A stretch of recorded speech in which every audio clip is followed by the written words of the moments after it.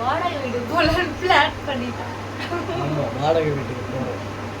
என்னடா இது பாவியார் மருமகள் எல்லாம் புள்ளெல்லாம் சந்தோஷமா இருந்தாங்க, திடீர்னு வாடகை வீடுக்கு போறாங்கன்னு நினைக்காதீங்க. வாடகை வீடுக்கு ஏன் போறோம்?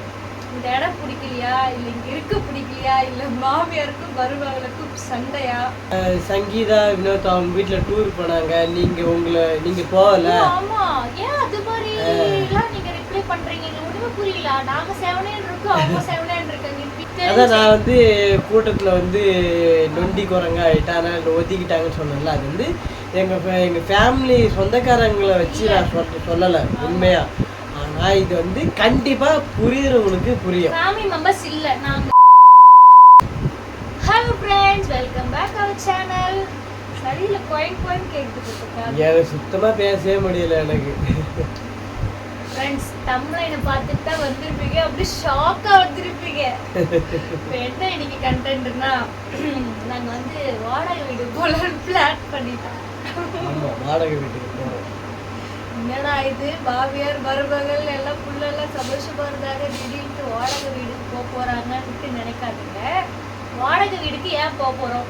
இந்த இடம் பிடிக்கலையா, இல்ல இங்க இருக்க பிடிக்கலையா, இல்ல மாமியாருக்கும் மருமகளுக்கும் சண்டையா? அப்படிலாம் உங்க மனசுல பல கேள்வி வரும். அப்படிலாம் இல்ல, ஒரே கொஸ்டின் ஒரே ஆன்சர் அப்படின்ற மாதிரி. என்ன அதுக்கு ஆன்சர்னா, இந்த ரேஷன் தான் பதில். என்ன பிரச்சனை ஆயிடுச்சுன்னா, நாங்க வந்து ஒரே ஃபேமிலிலே இருந்தாக்கா ரேஷன் அட்டை வந்து எங்க 2 பேருக்கும் பிரிச்சு கொடுக்க மாட்டாங்க.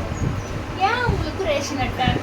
நீங்க கூட்டு குடும்பமா இருக்கீங்க, உங்களுக்கு ஒரு ரேஷன் கார்டு மாமனார் பேர்ல இருக்குது. ஏன் உங்களுக்கு ரேஷன் அட்டை அப்படின்ற கேள்வி வரும். அதுக்கும் நாங்கள் எக்ஸ்பிளனேஷன் தரோம்.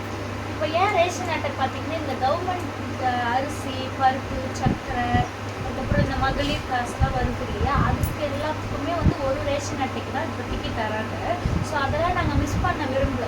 ஃப்ரீயாக தர பொருள்லாம் ஏன் எதுக்காக மிஸ் பண்ணோம்? அதுவும் இல்லாமல் மகளிர் காசு வந்து ஃப்ரீயா தரதுல பெனாயில் தான் தருவாங்க. அப்படிலாம் இல்லை, அரசாங்க தர சலுகை எங்களுக்கும் வரணும்ட்டு நாங்க ஆசைப்படுறோம். ஃப்ரீயா தரத்துனா நாங்க ஒதுக்கணும் அப்படிலாம் ஒண்ணும் இல்ல.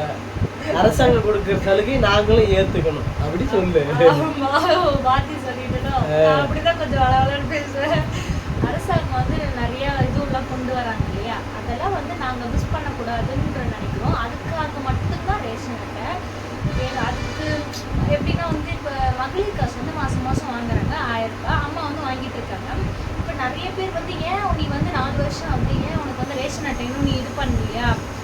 எப்பவுமே புருஷன் வீட்டுக்கு போயிட்டா வந்து அம்மா வீட்டில் இருந்து ரேஷன் அட்டையை பிரித்து புகுந்த வீட்டில் வந்து மாற்றி எழுதணும்ல, ஏன் நீ இன்னும் அதை பண்ணாமல் இருக்குன்னு சொல்லிட்டு நிறைய பேர் வந்து போகிறவங்க வரவங்க எங்கள் வீட்லேயே சரி நீ எதுக்கு ரேஷன் அட்டை எழுதாமல் இருக்கீங்க அப்படின்னு சொல்லிட்டு கேட்க ஆரம்பிச்சிட்டாங்க. 4 வருஷமா ஆயிடுச்சு. 4 வருஷத்துக்கு அப்புறம் இப்போதான் எங்களுக்கு அந்த யோசனையே வந்துச்சு. இவங்க என்ன சொல்றாங்க, ரேஷன் அட்டெல்லாம் பார்த்துல எழுதக்கூடாது. ஆமா, நான் வந்து என்னன்னா வச்சுங்களா, அப்பா அம்மா பேரை நம்ம தனியாவே ஒதுக்கவே கூடாது அப்படின்னு சொல்லிட்டு தான் இருந்தாங்க. இவங்க மைண்ட் வந்து ஸ்டார்டிங்ல இருந்தே நம்ம பேரு நம்ம ரேஷன் அட்டையில எங்க ஃபேமிலியா இருக்கணும், தனியா நான் பிரிக்க மாட்டேன், எனக்கு தனியா அட்டையே வேணான்ற ஒரு மைண்டுக்கு போயிட்டாங்க. ஆனா எல்லாரும் என்ன சொல்லிட்டாங்க, மாசம் மாசம் காசு வரும், பொங்கலுக்கு காசு வரும், இந்த புடவை கொடுப்பாங்க, வேஷ்டி கொடுப்பாங்க, சக்கரை போகுது, அரிசி போகுது, எல்லாம் போகுது, வேஸ்டா போகுது. நீங்க ஒரு குடும்பம் ஆயிட்டீங்க, உங்களுக்குன்னு ஒரு குழந்தை. அது மட்டுமே காரணமும் இல்லை, ரேஷன் அட்டையும் காரணமும் இல்லை. வேற என்ன பண்ண, வீடு ரொம்ப இதுவா இருக்கு. போயிட்டு எங்க பார்த்தாலும் ஓடி போய் ரீச்சிக்கிறோம். இல்ல ஃபர்ஸ்ட் ரீசன் ரேஷன் அட்டை, அதை முதல்ல சொல்லிட்டு இருக்கேன். அதுக்கப்புறம் நெக்ஸ்ட் ரீசன் சொல்றேன். இதுதான் இப்ப முதல்ல சொல்லிட்டு இருக்கேன். இந்த ரேஷன் அட்டைக்கு தான் முதல்ல நாங்க வந்து இப்போதைக்கு வாடகை வீடு எடுக்கணும் பிளான் பண்ணியிருக்கோம். மற்றபடி வந்து மாமியார் கூடயோ மாமனார் கூடயோ சண்டை போட்டுக்கிட்டோம் அப்படிலாம் நாங்க போகவும் மாட்டோம். அப்படியே வாடகை வீடு போனாலும் அம்மா கூட்டுன்னு தான் போவோம். ஓகேவா? நாங்க வாடகை வீடு போனா மட்டும் நாங்க 2 பேர்லாம் நாங்க போயிருக்க மாட்டோம். அம்மாவை கூப்பிட்டு போயிடுவோம், அங்கே இருப்போம் இங்கே இருப்போம் அப்படி மாற்றி இந்த ரேஷன் அட்டை வாங்குறதுக்காகவே நாங்க வாடகை வீடு கூட போவோம். கிடைச்சதும் திரும்பிக்கு வந்துடலாம்.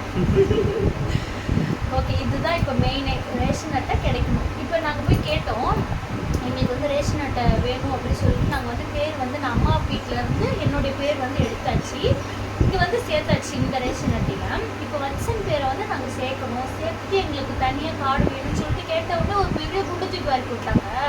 உங்களுக்குலாம் ரேஷன் அட்டைலாம் கிடையாது, நீங்க வந்து கூட்டு குடும்பமா தானே இருக்கீங்க, மாமியார் மாமனார் கூட, உங்களுக்கே ரேஷன் அட்டை, நீங்க தனியா வாடகை வீடு போனா மட்டும்தான் உங்களுக்கு வந்து ரேஷன் அட்டை தருவாங்கன்னு சொல்லிட்டாங்க. இந்த ஸ்கீம் எப்போ வந்ததுன்னே எங்களுக்கு தெரியாது. இது எப்பயும் வந்துடுச்சுன்றாங்க, ஆனா எங்களுக்கு தெரியாது.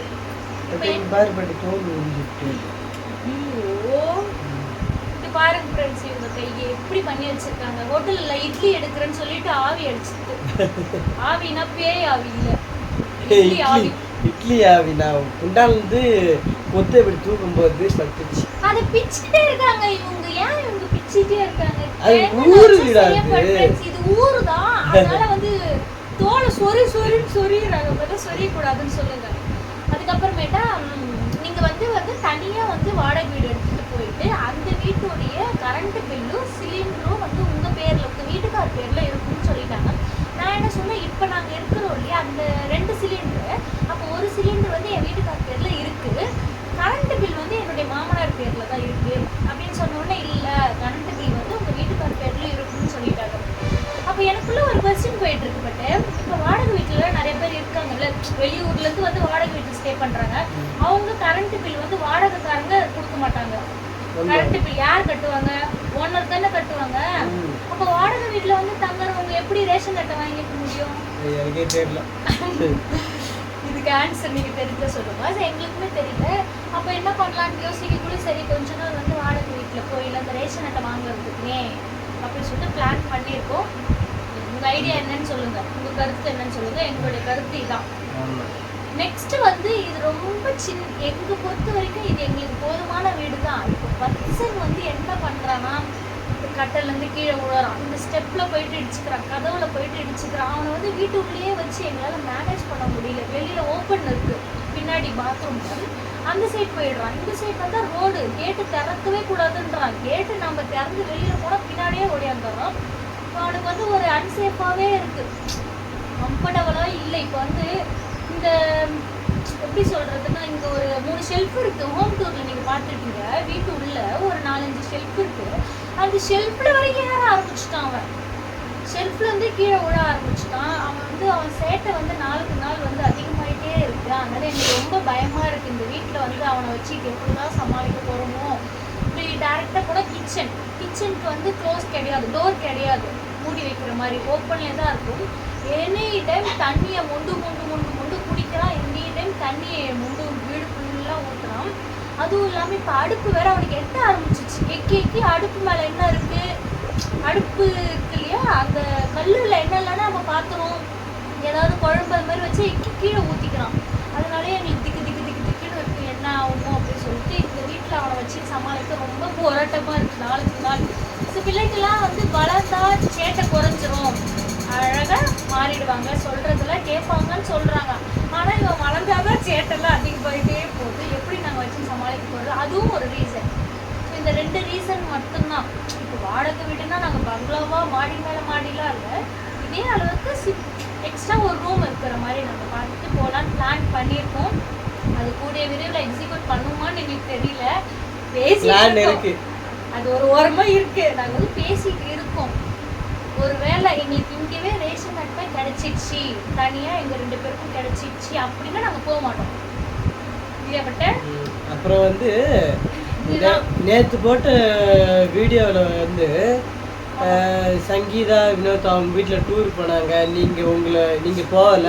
ஆமா, ஏன் அது மாதிரி எல்லாம் நீங்க ரிப்ளை பண்றீங்க? எங்களுக்கு ஒண்ணுமே புரியல. நாங்க 7 இருக்கோம், அவங்க 7 இருக்காங்க. இப்போ நாங்க ஏன் அவங்க பிரதர், அவங்க கூட பிறந்தவங்க, அவங்க ஃபேமிலியா போறாங்க. இவங்க வந்து சித்தி பையன் தான் இவங்க இல்லையா. இவங்க வந்து கூட பிறந்த பையன் அப்படிலாம் இல்லை, கூட பிறந்த பிரதர் அப்படி இல்லை. வினோத் மாமாக்கு சித்தி பையன் தான். அவங்க ஃபேமிலியா போயிட்டு வராங்க, எங்களுக்கு கூப்பிடல. அதனாலதான் அப்புறம் ஜஸ்விதா பிறந்தாங்க கூப்பிடல, அதனால சண்டையா விடுங்க. நாங்க வந்து போன வீடியோல லாஸ்ட் நாங்க என்ன சொல்லியிருக்கோம், இந்த பிரச்சனை ஃபேமிலி மெம்பர்ஸ்க்கு இல்லை, அதான் நான் வந்து கூட்டத்துல வந்து நொண்டி குரங்க ஆயிட்டா, அதனால ஒதுக்கிட்டாங்கன்னு சொன்னேன்ல. அது வந்து எங்க ஃபேமிலி சொந்தக்காரங்களை வச்சு நான் சொல்லலை உண்மையா. இது வந்து கண்டிப்பா புரியுறவங்களுக்கு புரியும். ஃபேமிலி மெம்பர்ஸ் இல்ல, நாங்க அவங்கள மீட் பண்ணி சொன்னோம் இல்லையா, அவங்க எங்க ஃபேமிலி மெம்பர்ஸே இல்ல. தெரிஞ்சவங்கன்னா பேசிட்டு இருக்காங்கன்னு வச்சுக்கோங்க, சின்ன வயசுல இருந்து ஏதோ பக்கத்து அவங்க வந்து ஃபேமிலி மெம்பர்ஸ்லாம் இல்ல. நீங்க வந்து தப்பா புரிஞ்சுக்கிட்டீங்க. 3 ரீசன் வந்து அவங்களே வந்து மீட் பண்ணி சொல்ற மாதிரி இருக்கு. இப்படி பண்ணிட்டாங்க அதனால மனசு கஷ்டமா இருக்கா, அதனால இப்படி பண்ணிட்டாங்க உங்களுக்கு கூப்பிடலையா அதனால உங்களுக்கு கஷ்டமா இருக்கா, அப்படிலாம் கேட்காதீங்க. அதுக்கும் இதுக்கும் சம்மந்தமே இல்ல. அவங்க சேவனேன்னு இருக்காங்க, நாங்க சேவனேன்னு இருக்கோம். இது வந்து கண்டிப்பா வந்து நான் வந்து கூட்டத்தில் நொண்டி குரங்கா இருக்கிற விலகிட்டாங்க அப்படின்றது வந்து புரியுறவங்களுக்கு தான் புரியும். இது வந்து எங்க சொந்தக்காரங்களெல்லாம் நாங்க சொல்லவே இல்லை. அது அந்த வீடியோ எண்ட்லயே நாங்க சொல்லியிருக்கோம். அதுல ரிப்ளை பண்ண என்னன்னாக்கா ஒரு ஒரு வாரம் இருக்குல்ல அந்த இன்சிடென்ட் நடந்து, அதனால தான் நான் சொல்றேன் அந்த கதையை. ஸோ இதுதான் ஃப்ரெண்ட்ஸ் நாங்கள் சொல்ல வேண்டிய விஷயம். நீங்கள் வந்து இப்போ லாஸ்ட் வீடியோவில் கொஞ்சம் முழுசாக கேட்டுட்டு கமெண்ட் பண்ணுங்க. 7 இருக்கவங்களா இதில் ஈர்த்து விடாதீங்க தயவு செஞ்சு. அது மட்டும் உங்ககிட்ட தாழ்மையுடன் கேட்டுக்கொள்கிறேன். அவ்வளோதான். இந்த வீடியோ பிடிச்சிருந்ததா மறக்காம லைக் அண்ட் ஷேர் பண்ணிக்கோங்க. அப்படியே நம்ம சேனலை சப்ஸ்கிரைப் பண்ணிக்கோங்க. எல்லாரும் வந்து வீடியோ பார்க்குறீங்க, தேங்க்யூ. ஆனால் சப்ஸ்கிரைப் பண்ணிட்டு பாருங்க. நிறைய பேர் சப்ஸ்கிரைப் பண்ணாமல் பார்க்குறீங்களோன்னு தோணுது. ஏன்னா வந்து வியூஸ் ஓகே ஏதோ போகுதுன்னு வச்சுக்கோங்களேன். ரொம்பலாம் போல, ஏதோ சுமாராக போகுது. ஆனால் சப்ஸ்கிரைபர் பார்த்தீங்கன்னா அந்த வீடியோக்கு 4, 3 ஒரு வீடியோக்கு 0 சப்ஸ்கிரைபர்லாம் கூட இருக்காங்க. நம்ம சப்ஸ்கிரைப் பண்ணிட்டு வீடியோ பார்க்கலாமே, அது ஒன்றும் ஒரு பெரிய கஷ்டம்லாம் இல்லை. சப்ஸ்கிரைபர் மட்டும் பண்ணிடுங்க. உங்களுக்கு பிடிச்சாதான் பண்ணணுமா அப்படின்ற உங்களுடைய மனசுல அந்த கொஸ்டின் இருக்கும் இல்லையா, கண்டிப்பா உங்களுக்கு பிடிக்கிற மாதிரி நாங்கள் வீடியோலாம் போடுறோம். நாளைக்கு ஒரு சூப்பரான வீடியோ